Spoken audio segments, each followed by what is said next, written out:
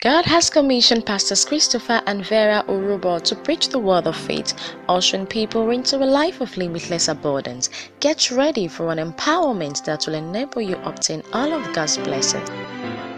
Praise the name of the Lord. We are going to continue from where we stopped yesterday evening. We are going to continue from there. And by the grace of God, we were able to look into the meaning and definition of Christian marriage. We looked at what Christian marriage is and what it's all about yesterday evening as different, distinct, and separate from every other form of marriage. I want us to look at God's eternal purpose, God's reason of instituting marriage. First of all, let's look at Acts of Apostle. Turn our Bibles to Acts of Apostle chapter 15. Acts chapter 15, verse 18 says, "Known unto God are all his works from the beginning of the world." Known unto God are all his works from the beginning of the world. That is to say, when God was creating marriage, he has the reason at the back of his mind. God has something he wanted to achieve. He has something, he has a goal, he has an objective for marriage. And it is our duty and as Christians to understand this reason, this objective, this purpose, so that in our marriages, in our homes, in our families, we can pursue those things.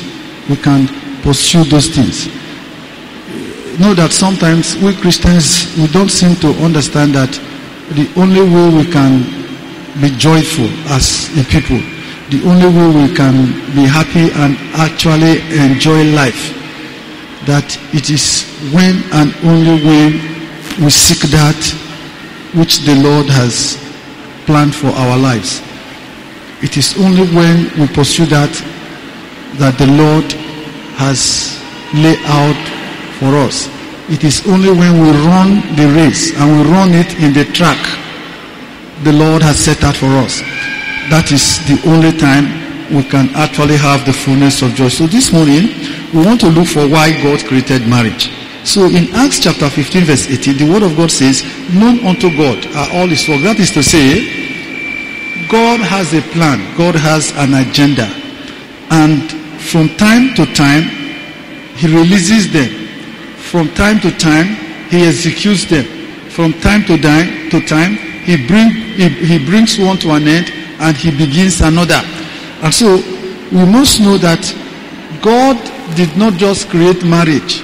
God didn't create marriage just for husband and wife to have sex and have children. No, that is not why God created marriage in the first instance. That is not why. And we are going to look at the word of God today, and let us see why we are married. Let us see why we are married, because when we see why we are married, then I believe that by the grace of God, we will know what to look for. We will know what to run after in our marital relationships. Praise the Lord. Now, look at Ephesians chapter 1,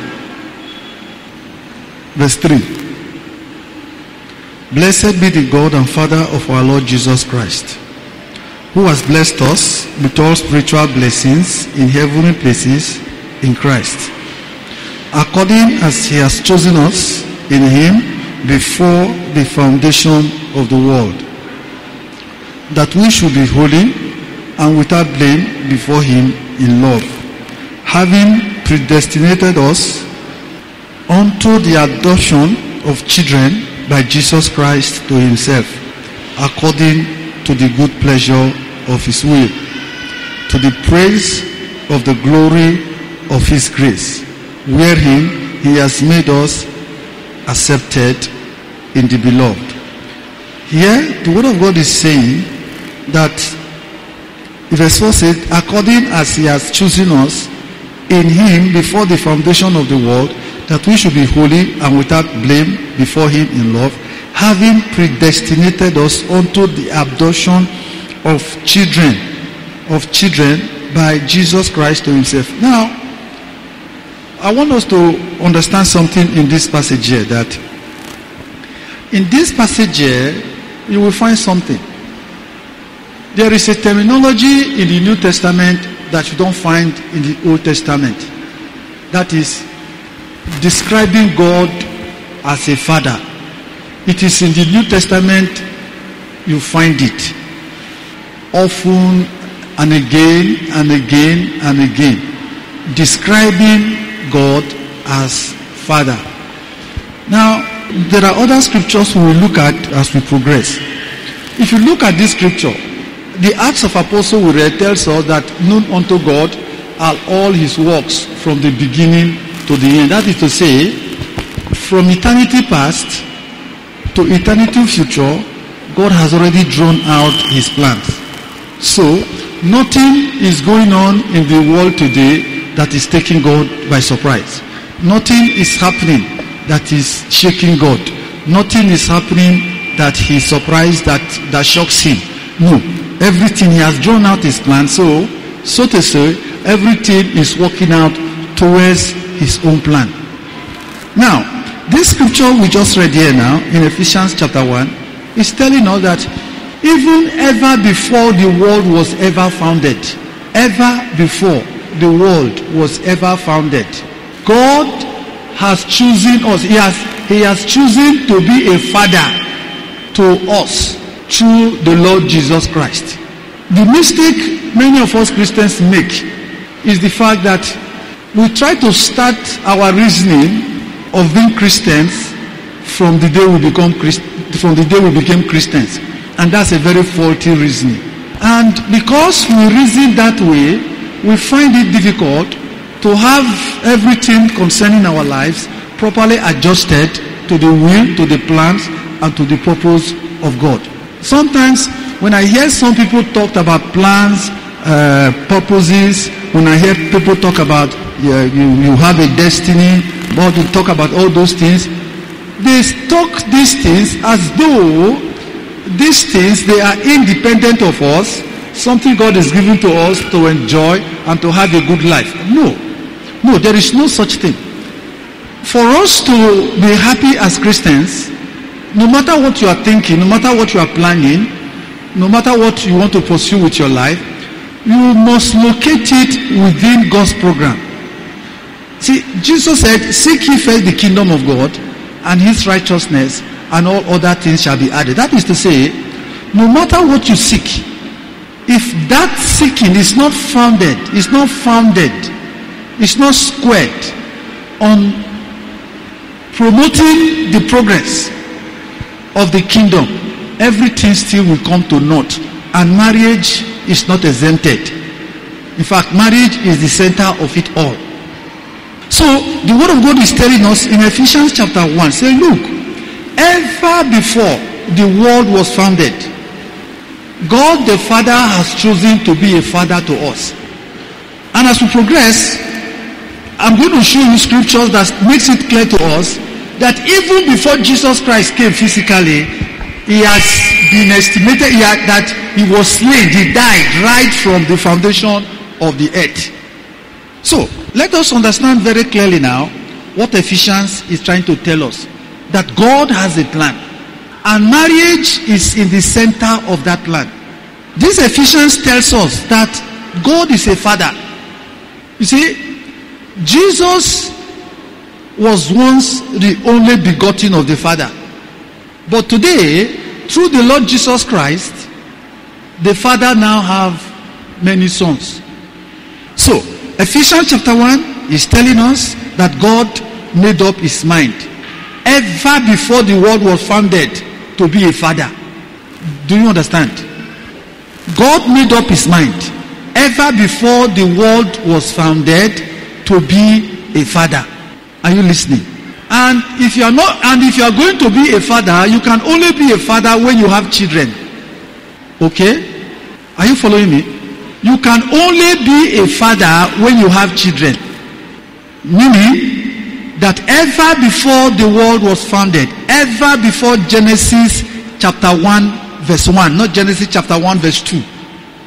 Ever before Genesis chapter 1 verse 1, God has made up his mind that he's going to be a father, that he's going to have children. Are you listening? And the kind of children God wanted to have are human children that have his nature and character and behavior. And so, when God decided in Genesis chapter 1, when God said, let us make man in our image, after our likeness, and the word of God declared that he made them male and female, what was at the back of God's mind was for Adam and his wife to be the source of the children he has in his mind to create. Are you listening? That is why the word of God tells us that children are God's heritage. What is the meaning of inheritance? What is the meaning of inheritance?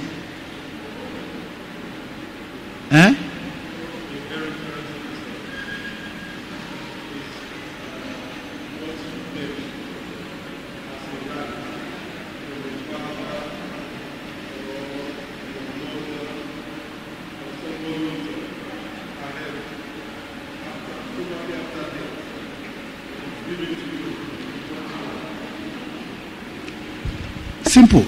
Inheritance is something you get through somebody else. Abi? Now, you see, why I am trying to take time to explain these things to us is because many of us, our marriages are founded on a very wrong understanding. And because we have founded our marriages on a wrong understanding, we pursue our marriage relationships very wrongly. So, when God was creating Adam and Eve, you see, when God said, let us make man in our image, after our likeness, God was expecting that that Adam, his wife, and the children that are going to come out of them were going to be like him. We're going to be like him. Please, are you following me? Now, let's continue. Turn to Genesis chapter 1, 26 to 29. And God said, let us make man in our image, after our likeness, and let them have dominion over the fish of the sea and over the fowl, all those things. Now, what I want you to take there is that, and God said, let us make man in our image, after what? After our likeness. After our likeness. Verse 27, so God created man in his own image. In the image of God created he him. Male and female created he them. And God blessed them. And God said unto them, be fruitful and multiply and replenish the earth. Now, so you see here that when Adam and his wife was created, and God told them to be fruitful, to multiply, and to fill the earth with their kind. So, if not that Adam fell, everybody in the world today now would have been putting on the image, the character, and the nature of the Father. Are you following? If not Adam fell, the relationship God started with Adam and his wife in the Garden of Eden, where the word of God tells us that the Father was coming down in the cool of the evening every day to fellowship with them, we would have been having that fellowship till now. I don't know whether you are following. Are you following me? We would have been having that fellowship till now. So, what scattered these things was the fall of Adam. Are you following me? It was the fall of Adam that puts a barrier, that created problem. Because when Adam fell, Adam was contaminated. Do you understand? When Adam fell, Adam was contaminated. And so, because Adam was contaminated, Adam became unqualified to produce the nature and the character of the Father. So, all Adam's children were no longer qualified to become the children of the Father. Are you following me? So, if you read Genesis chapter 5, you will now discover that the word of God now tells, because you recollect that the two sons Adam had, his first two sons, one was a murderer, Cain. And what did God do? God drove him. Okay? Then you remember that when Adam now had Seth, the Bible was very careful to describe Seth as putting on the image of who? Of Adam. As putting on the image of Adam. And let us remember that as at this time, Adam was already disqualified. He was no longer qualified to produce the seed for the family of God. He was no longer qualified. So, but the Father still has his plan. He didn't jettison it. He did not abandon it. He still made up his mind that his plan must still come to pass. But that is not what we are trying to trace now. So God decided to restore the planet. And then we see now that God said, let us make man in our image, after our likeness. And that was what God did. And I want you to look at the kind of temptation the devil brought in the garden. God said, let us make man in our image, after our likeness, and let them fill the earth. Isn't it? But when the devil came into the garden, what did the devil do? The devil gave Adam and his wife the impression that they are not the image of God. I hope you know that. Because what did the devil tell? What did the devil tell the woman? The devil told the woman, say, look, God does know that in the day you eat of this particular fruit, you shall be what? You shall be wise. You shall be as gods, knowing good and evil. So the devil was by implication telling the woman, say, look, you are not in the image of God. That was what the devil was saying.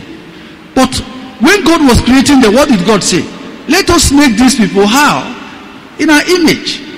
You see, so I want you to please understand something as a Christian husband or as a Christian wife. You must see yourself, you must see your wife, you must see your husband through the lens or through the lenses of God himself.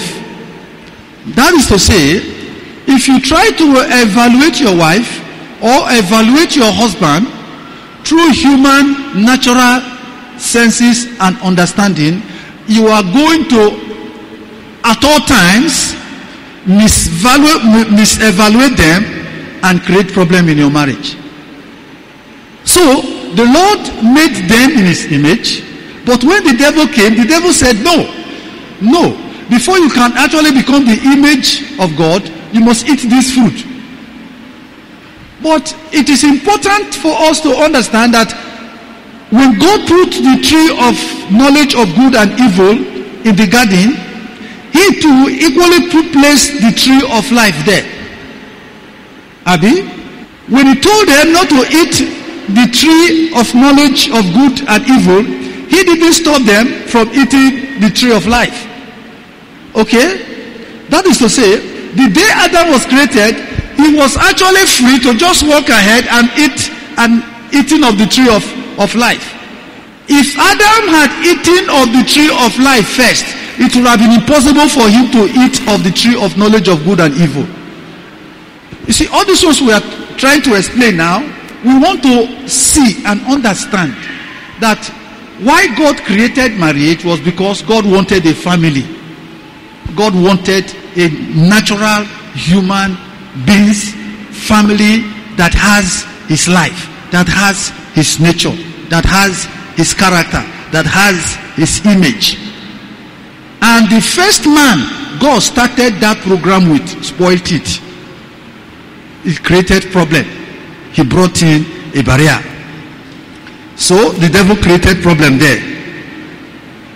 The devil, Adam and Eve and his wife, they were tempted, they fell, and they were driven out of the garden. So when Adam and his wife were driven out of the garden, God had to start the plan all afresh. But that's not where we are going. Let's go to another passage. Look at Ecclesiastes.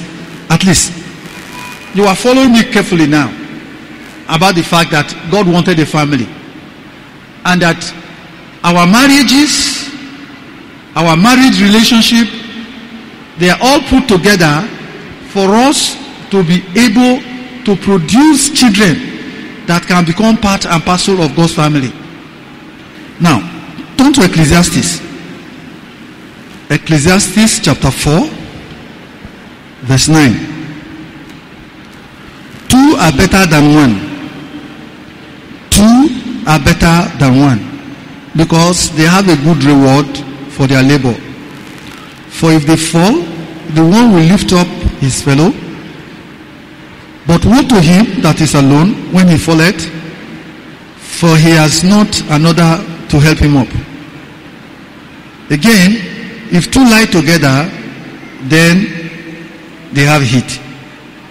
But how can one be warm alone?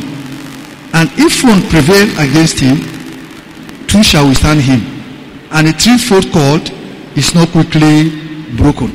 Now, there's something I want to explain to us in this Ecclesiastes chapter 4. This passage here is a kind of explaining the intricacies between a husband and his wife. Between a husband and his wife, between a man and a woman, 2 people that are married. This passage here is trying to explain the intricacies that exist between them. Now, when we were talking about Genesis, there is a place I jumped, which I just want to show you so that we can tie it together with Ecclesiastes. Now, if you look at Genesis chapter 2, verse 8 tells us, and the Lord God planted a garden in the east of Eden, and there he put the man whom he had made. So, you discover that when God created the man, he didn't leave him to roam. Abi? He did not leave him to roam. He gave him a home. Okay? He gave him a home. And the Lord planted a garden east of Eden, and there he put the man whom he had made, and out of the ground he did.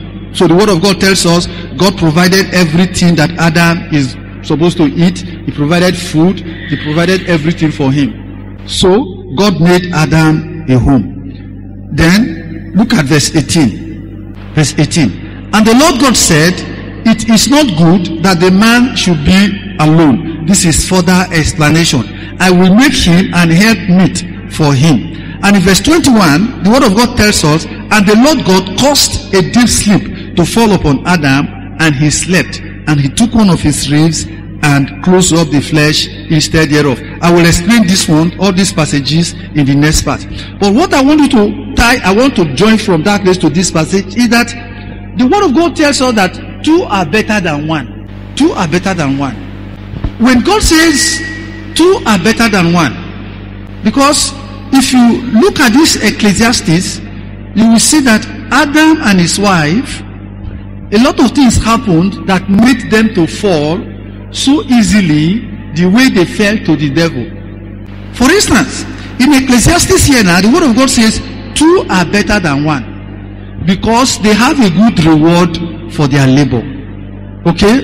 2 are better than 1 because they have a good reward for their labor. That is to say, God expects husband and wife to labor together. Do you understand? Do you understand? God wants husband and wife to do what?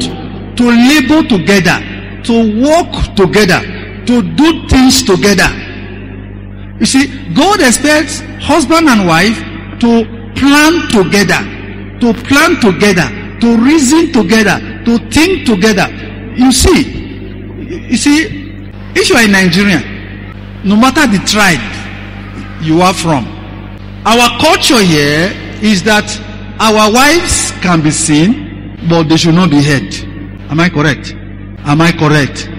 That is our culture as Nigerians, whether you agree or not. After all, I'm a Nigerian like you. Our culture here is that our wives can be seen, but they should not be heard. Now, when we grow up with that idea,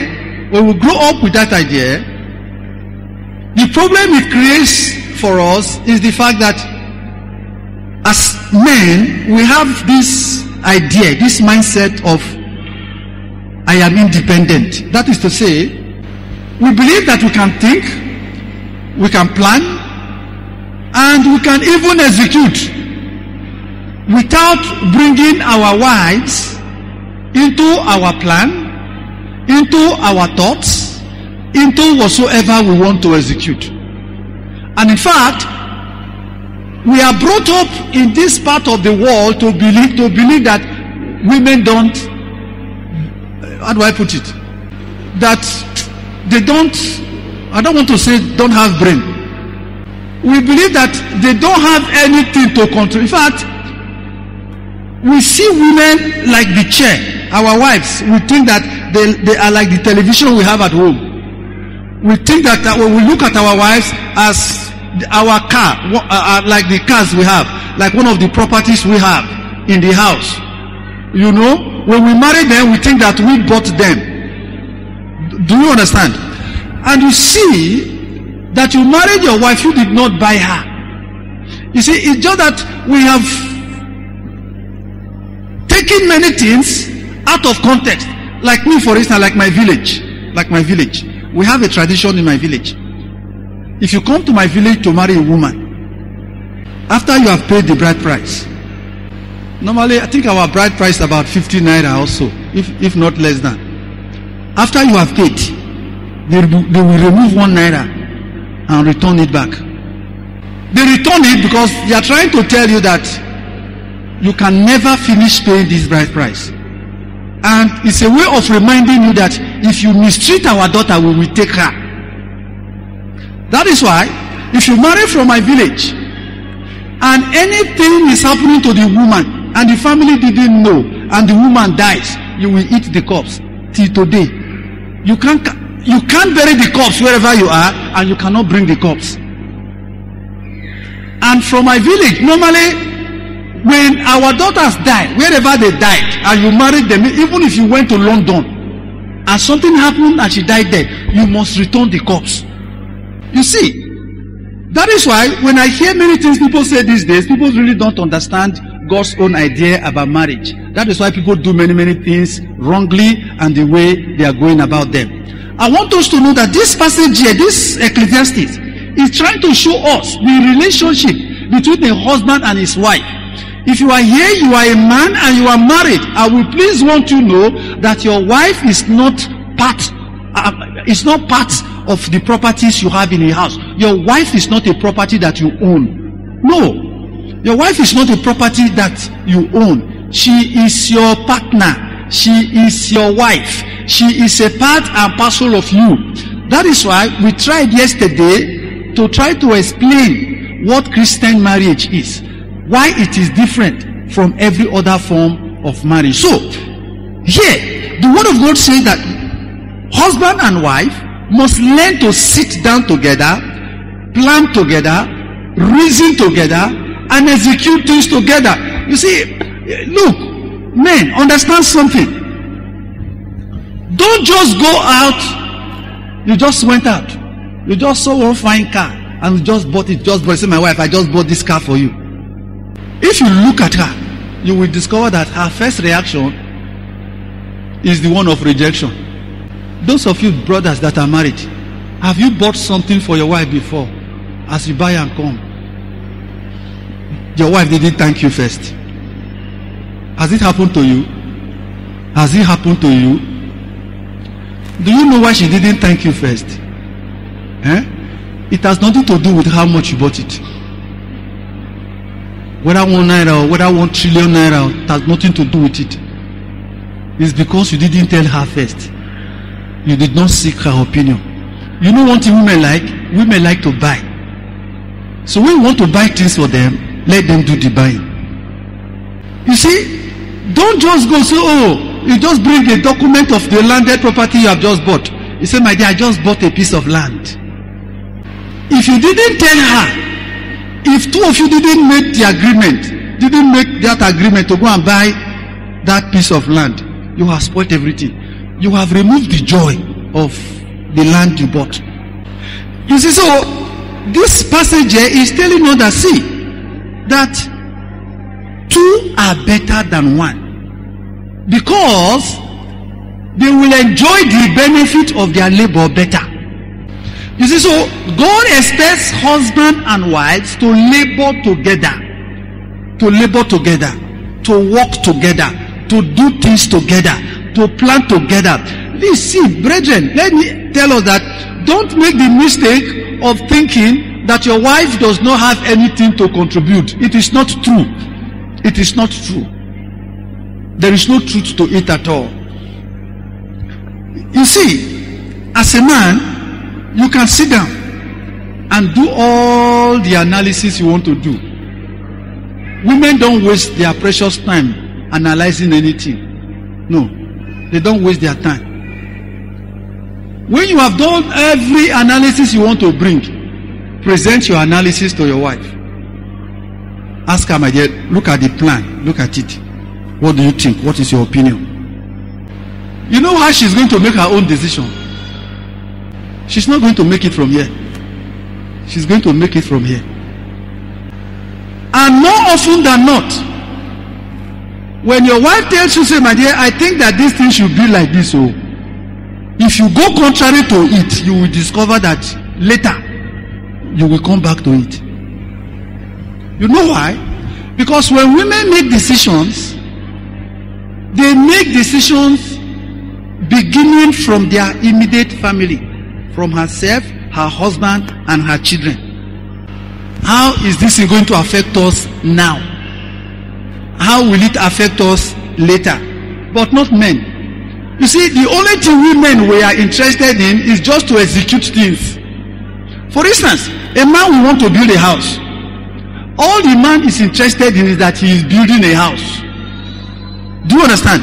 But no, the woman is not only interested in building a house. The woman is interested, how is my kitchen going to look like? Do you understand? The woman is interested in, how is my parlor going to look like? The woman is interested, my bathroom, how is it going to look like? So that if you go and call your architect and you draw that plan without bringing your wife in, your wife is going to live miserably in the house. You see, we are Christians. We are Christians. We cannot manage our homes and our families like the way the people of the world are managing theirs. If we manage our own like that, our own home is going to end up like their own.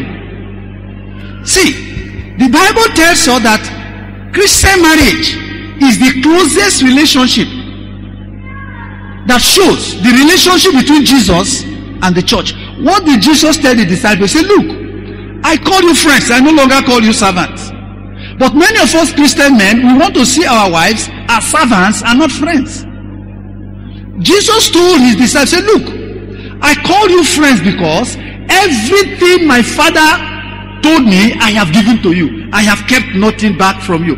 You remember that one of the things Adam said when he saw his wife, he said, this is now what? Flesh of my flesh and bone of my bones. She shall be called woman. Was that not what Adam said? And in verse 25, the word of God tells us, and both of them were naked, and they were not ashamed. The nakedness there has nothing to do with physical nakedness. It simply has to do with the fact that there is no secret between two parties. Some of you brothers, you still have this how do I put this absurd idea. If I tell my wife now, she goes spoil her. No. You know why you are afraid to tell your wife? Because you know that if you tell your wife, she will cancel what you are trying to do. She will try to amend it. And you don't want it amended. My friend, Christian marriage doesn't work out that way. Christian marriage doesn't work out that way. Because one thing you are going to learn as a Christian husband in your home, you must learn to win the trust of your wife. Because when you do things without her, when you do things outside of her, you are inadvertently telling her, I don't trust you. I was teaching in a marriage seminar some time ago.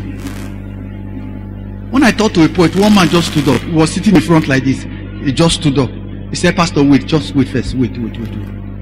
He saw this one, they talk. So you must make my wife know all the money when I get. I said, yes. He looked at me with one kind eye. I thank God say no marry my sister. So he won't say that I'm saying it because he's marrying my sister. So I said, but Pastor, what if the woman kill me?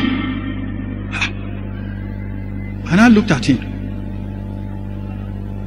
I wanted to give him the traditional answer, but the Holy Spirit checked me. So I now asked him, I said, don't you want to go to heaven? Abi, if she kill you, where you go?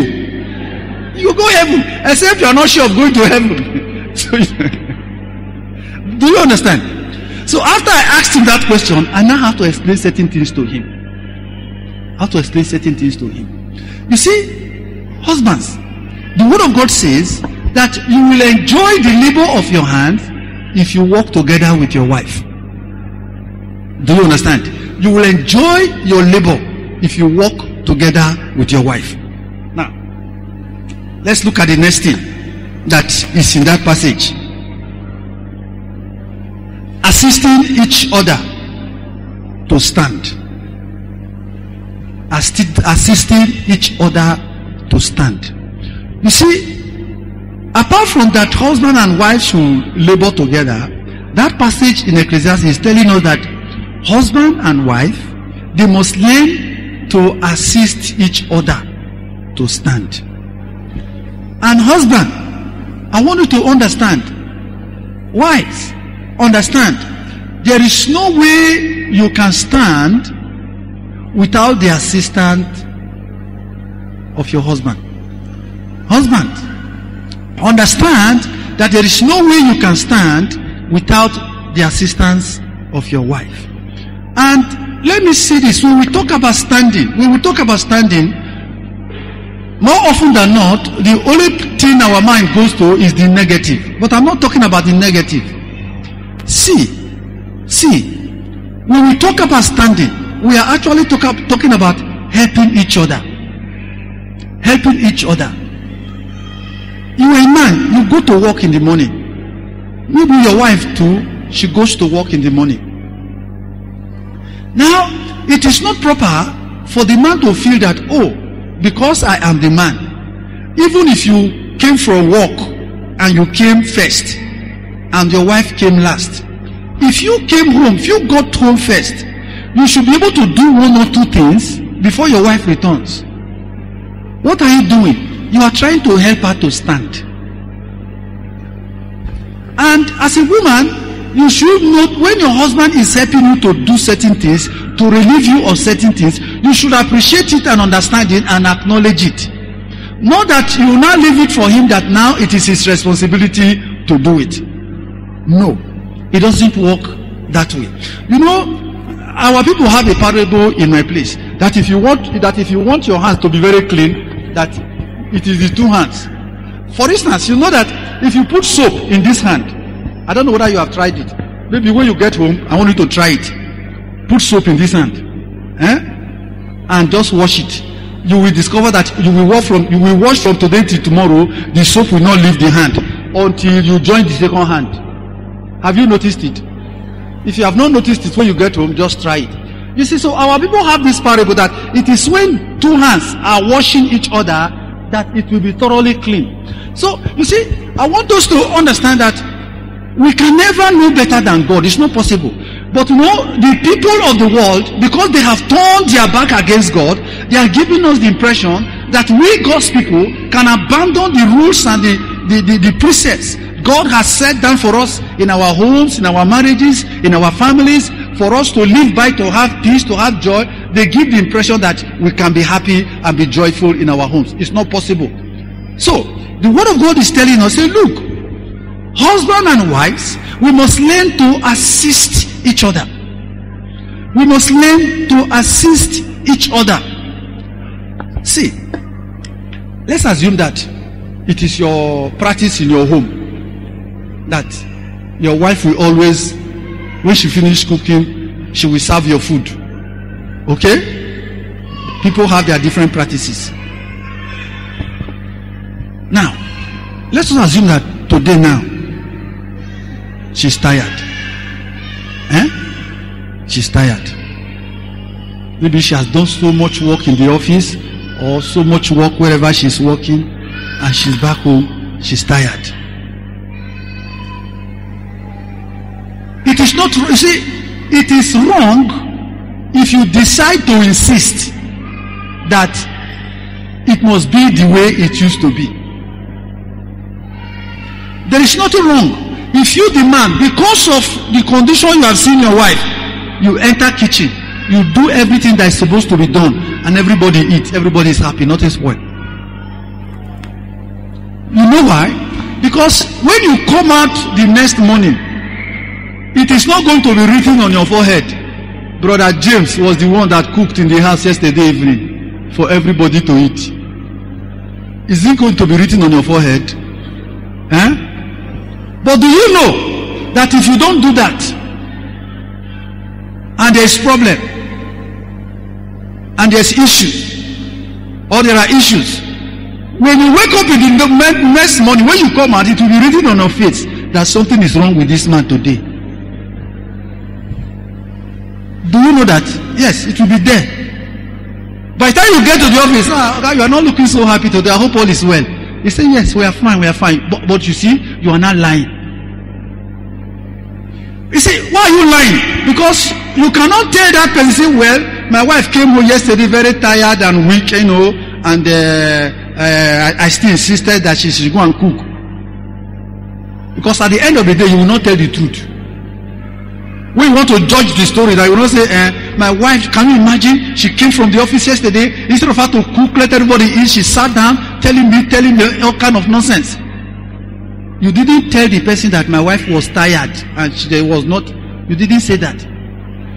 You see, so if our marriages are going to work, if our marriages are going to be what God wants them to be, we must learn to assist each other. Do you understand? You see, it is something we must learn. We must learn it. Look.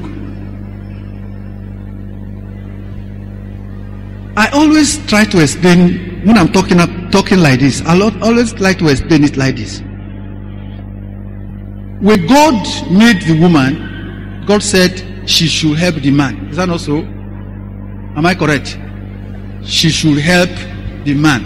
What is the meaning of helper? How many of you don't reach where they build house before? You don't go where they build house. You don't go there where they build house. You don't go there before. You know those people, they can't helper. What is the work of helper? They pack sand, They mix cement. Who is doing the building? Now, let me show you something here. If the helper not work, the builder go work? No. You see, so let us understand that there are certain things we do in our homes that is making our marriages not to work well. That's making our marriages not to function properly. And let me say this too, that a woman cannot properly function in her marital home if her husband doesn't give her the appropriate and a conducive atmosphere to function. In fact, your wife cannot function in your life beyond what you allow her. No, she cannot. She cannot. And I want all of us here to understand that it is not only you, the man, who have an aspiration, something you want to achieve, something you want to do with your life. Your wife too has. That is why you should find out from your wife. In fact, this is what people ought to do ever before they marry. So that after they are married, You don't kill your wife's personal ambition. You don't kill her own dreams. Because she will never be a happy woman. Do you understand? So that when both of you are married, as she's helping you to be what God wants you to become, you too, you are helping her to become what God wants her to become. And two of you will start growing together. Are you following me? Are you following me? Let's continue. Then, the third thing is keeping each other warm. Keeping each other warm. Now, when we talk about keeping each other warm, we may think that all we are talking about here is sex. No, it goes beyond sex. You know that sometimes you may be facing certain things in your office. You may be facing certain things in your market, in your trade. Certain things may not be going up well with you. No, you cannot say I have 5 minutes. I didn't start the time I'm supposed to start. They are reducing my time. Do you understand? It's not limited to sex alone. No. You see, when somebody is cold, many things can make you cold in life. Do you understand? Many things can happen around you, either from your family or from your office or from your friends, and you can become withdrawn. You can become unhappy. You just want to give up. But see, you will need your wife and your husband to let you know that no, this is not the end of the world. And let me tell you, depending on the relationship you have developed in your marriage, that is what can make your husband do that, or that is what can make your wife do that. Are we following? Are we following? So you will discover that this Ecclesiastes chapter 4 is trying to show us how the marriage relationship should look like. And then finally, that passage tells us that standing together against the enemy, victory is sure and certain. When husband and wife stands together against the devil can't win. No. When husband and wife stands together and decree a thing, it must stand.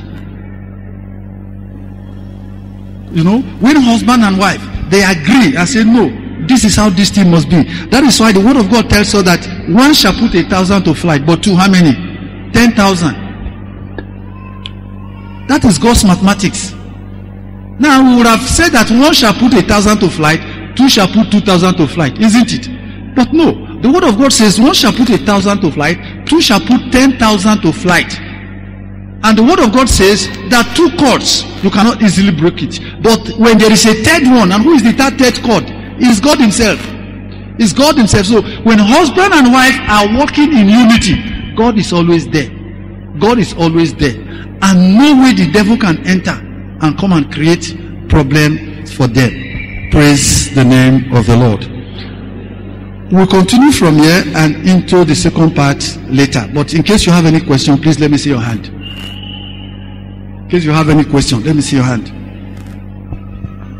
If you don't have question, we can continue with the second part. Any question?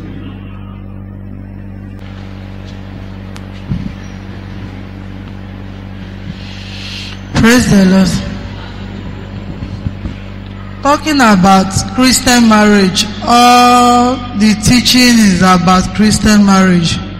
What of those of us that we are so eager to marry and we are not opportune to enter into this Christian marriage, and we are inside the marriage seeing different things, things we are not supposed to see, and the man, even when the woman is trying to build the home, try if the man can change, but there is no way. Like carrying women, sleeping outside, and I really try if it will change, but it will not change. It will tell you that even though I'm sleeping outside, I don't want to marry them. Just stay your own. Okay. I didn't tell you I want to marry them. Yes, that means what you are saying is that a situation where the woman is a Christian and the man is not a Christian, what should the woman do? That's what you are saying. Is that also fine? Now, the only thing you can do as a woman is to continue to pray that God will touch your husband so that he will convert, so that he will be converted. That is the only thing you can do. There is nothing else you can do. Because that's why I explained to us the different kinds of marriages yesterday. God recognizes all of them as marriage. Now, what I want to explain to you, if you are in such a situation, you have to pray and trust God that God will touch your husband, that your husband will be converted. That's why 1 Peter tells us that women should live their lives in such a way that even if their husbands are not Christian, that by the life they are living, they will win their husbands unto the Lord. But let me tell you something, Christian sisters. If your husband is not a Christian, it's sad. It is sad. But one thing you should never do, don't ever assume that your husband who is not a Christian can live a Christian life. Please, do you understand? Your husband who is not a Christian cannot live a Christian life. He must become a Christian first before he will begin to live the Christian life. Are you listening? And if you try to make him live the Christian life when he's not a Christian, you will create problem for your own life. Are you listening? You create problem for your own life. That's why I said that it is a sad situation. That was why everything I started with yesterday, I wanted us to be very sure that, see, this is how Christian marriage is. And every other marriage that is not a Christian marriage, this is how they are. So that those of us who are married and we are Christians, we must make every effort to practice Christian marriage. So sister, you pray. As you are praying, let God help you to live as a Christian woman. Don't worry. Someday, I can assure you, God will touch your husband. See, my uncle, he was here to preach during my 60th birthday. What he used his wife's eyes to see, because his wife got converted before him. You know, I don't know how many women can go through what that woman went through. But when he became a Christian, the woman didn't believe that her husband has converted. You know? So, I believe that depending on us Christian women, our husband can always be converted. But he's not going to be converted by fighting him or by quarreling with him or by, calling his several girlfriends and be insulting them. No. See, when you are doing those things, it becomes, in fact, you are ginger. As far as it's concerned, what he's doing is paining you. And he's going to do it most likely, it will pain you more. I don't know whether you are following. So, the prayer I will pray for you is that God will give you grace. Do you understand? Because the word of God says, where sin abounded, grace did much more abound. Praise the Lord. Yes.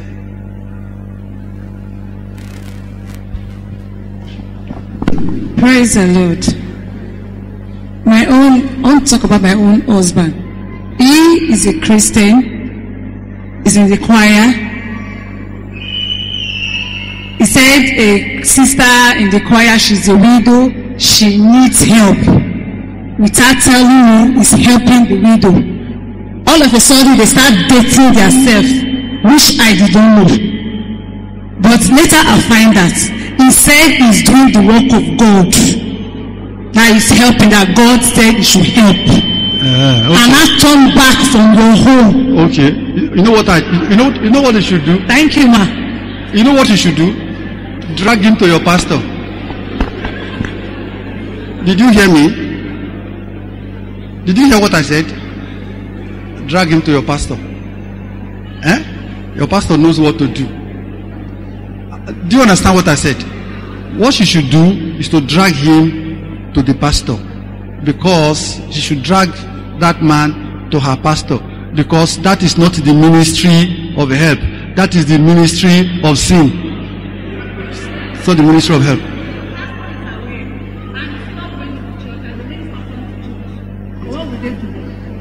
See, if the pastor is aware and he stopped going to church, he has backslidden now. He has backslidden, so we don't go back to the first category. You continue to pray so that he can recover himself. But you see, trying to fight that woman will not help you too. Do we understand? Please, let me explain something to us. Let me explain something to us. You see what I was trying to explain to us just now, that we shouldn't do things without our wives knowing or without our husbands knowing. If when he started that help, his wife was aware, he wouldn't have been in the trouble he found himself. Do you understand? If when he started that help, he called you, said, this woman, she's asking, what do you? And in such a situation, the help shouldn't go to the woman through him. The help should go to the woman through his wife. Look, as you see me here now, some people are very spiritual, but I'm not as spiritual as them. So there are certain things I don't bother entertaining. As you come with my wife, I direct it to her.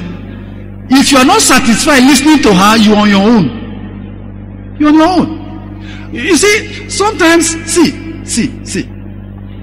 There are two instructions in the Bible. One, don't make provision for the flesh. Two, don't make room to the devil.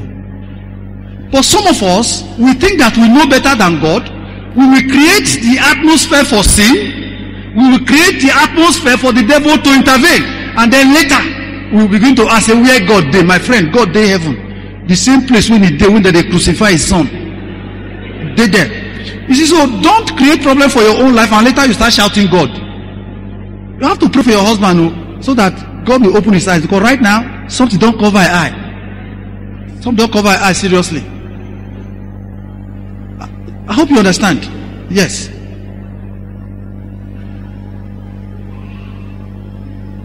Two more questions. Yes, this and that. Yes. My question is this.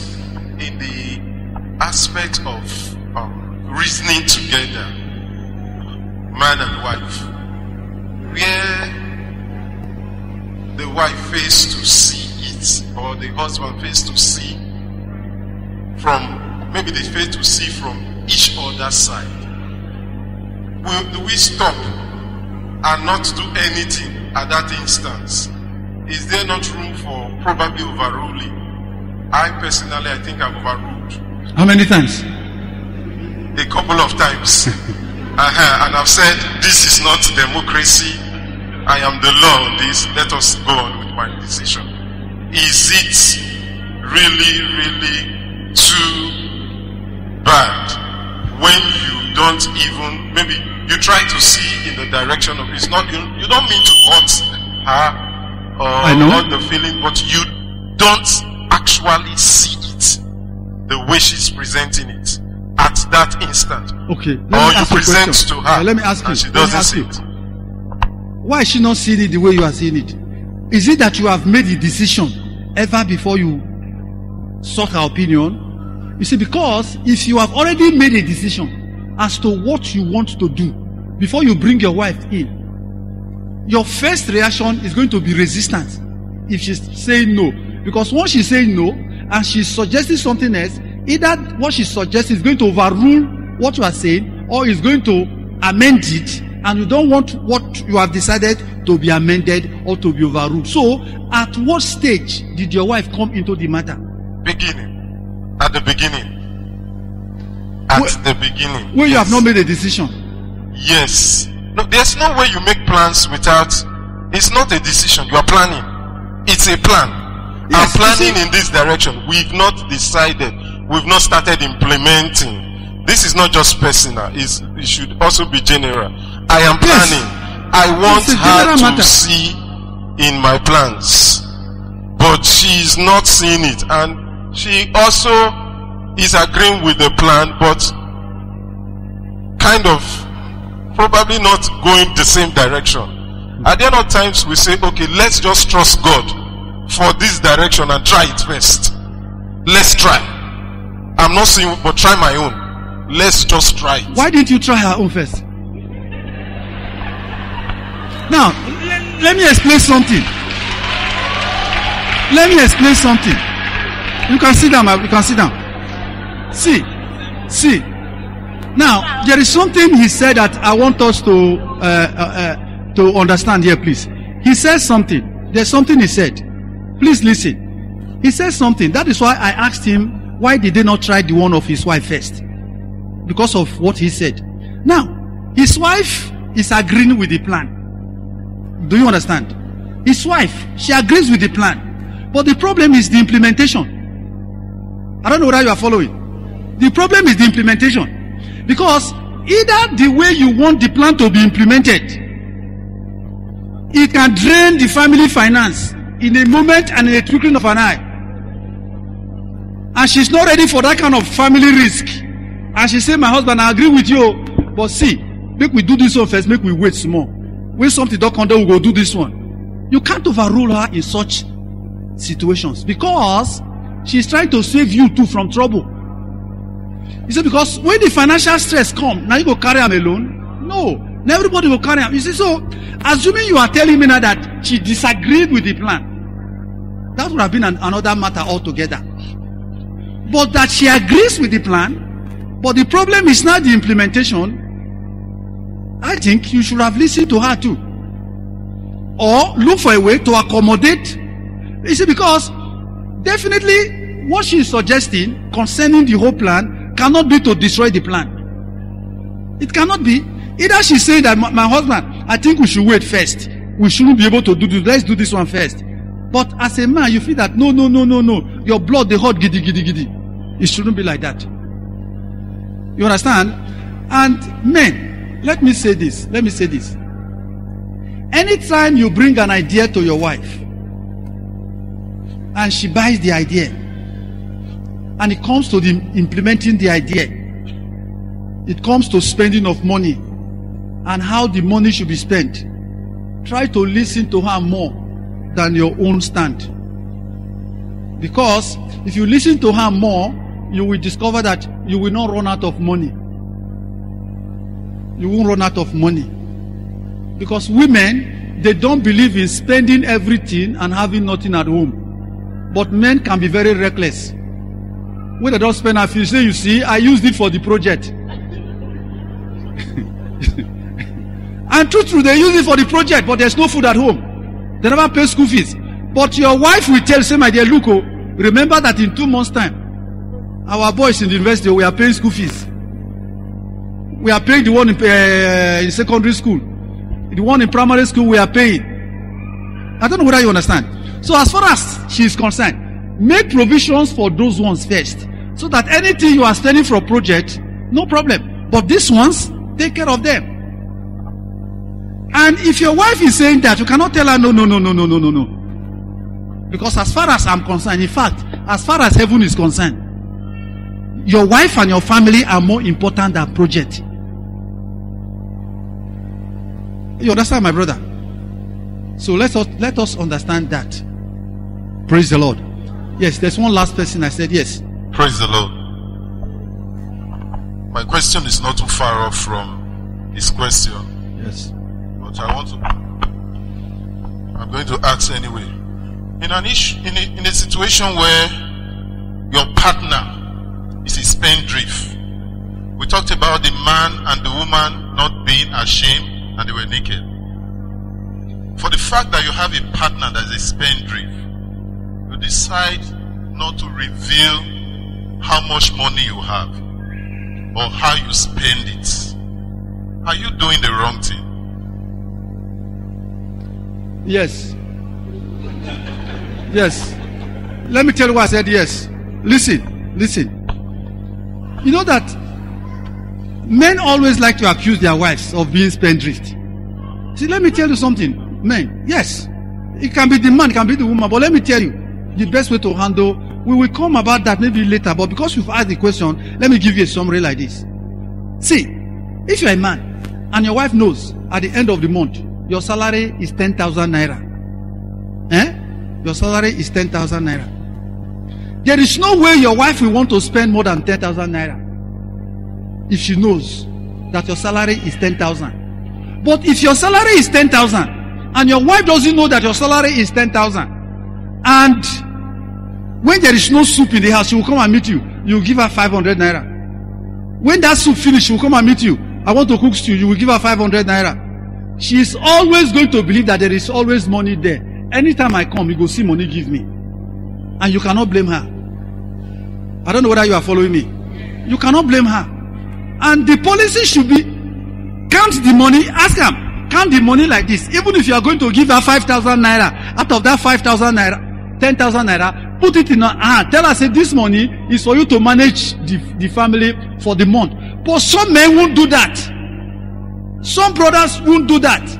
And as far as I'm concerned, if you are a brother who cannot trust your wife to give her money to run the family for the month, then you do the running of the family. Go market, go to buy the meat, go to buy the rice, go to buy the beans, go to buy the corn, then give it to your wife and cook. I don't know whether you are following. It's as simple as that. See, remember we are talking again about Christian marriage. There is no correct Christian sister who will know that her husband's salary a month is 10,000 and she wants to spend 11,000. Make it go steal the remaining 1,000 put. The answer is no. So that is why we need to be open to our wives. Let her know. Say, my friend, see the account and say, Bio. So if you want to stretch yourself by this one, you're on your own. It's simple. Praise the Lord.